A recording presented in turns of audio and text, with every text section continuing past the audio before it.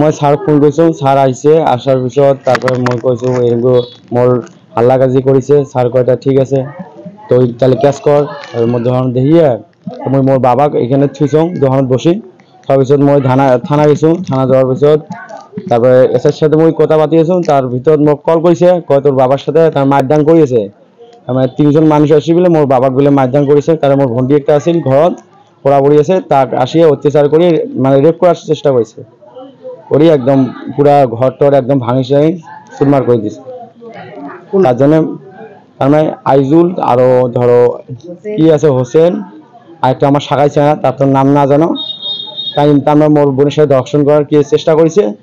তারপরে কাপড় টাপড় ছিঁচছে, তার পিছত আরো দোকান টোহান বহুত কি বরবাদ করে দিছে। তার মানে মার ডাং করিয়ে ডাহাতি কাজ করেছে। দোকানত পুরো টেহা আছিল 50,000 উঠেও লুটপাট করে নিয়ে গেছে। বাপক হাতির দিয়েছে, বাপ ভর ঠেলায় পালে গেছে।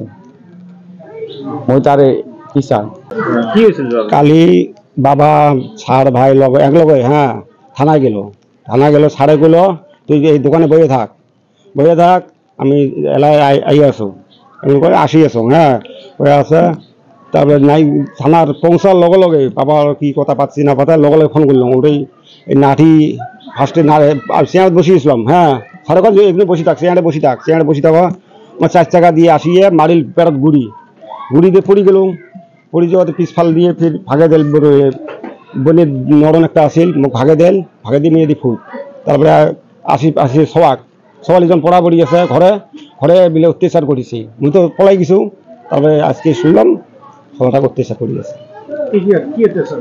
এলা ঘর কি অত্যাচার মুই তো পলাই গেছো। আজকে এসে শুনলাম সবাটা অত্যাচার করছে, কাপড় টাপড় করে ছেড়াছাড়ি করছে। মুই এইটু জানো এখন আমার এই ঘরের ঘটনা রুমের ভিতরে বালাজন এই রুমের ভিতরে সবাই একটু পড়া পড়ি আছে। তার কারণে 3জন আসি হামলা দিছি, টানি নিয়ে যাবা দিন হামলা দিছি। হ্যাঁ টানি নিয়ে হামলা দিছি। তার কারণে মই এটু প্রতিশোধ চাং।